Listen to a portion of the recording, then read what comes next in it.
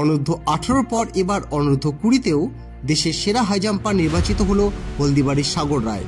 39তম junior national athletic championship 2024 যা বর্তমানে অনুষ্ঠিত হচ্ছে উড়িষ্যার ভুবনেশ্বরের কলিঙ্গ স্টেডিয়ামে। সেখানে এবার অনূর্ধ্ব 20 হাই জাম্প বিভাগে 2.04 মিটার লাফিয়ে সোনা পেল হলদিবাড়ি ব্লকের পারমেখলিগঞ্জের কামাতবিন্দির সাগর রায়।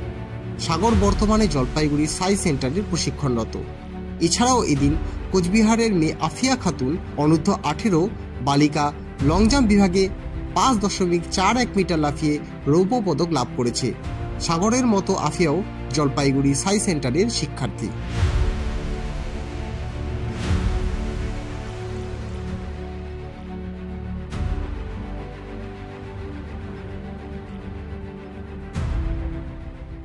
আপনারা দেখছেন নর্থ বেঙ্গল সমাচার, উত্তরের বার্তা, সত্যের পথে।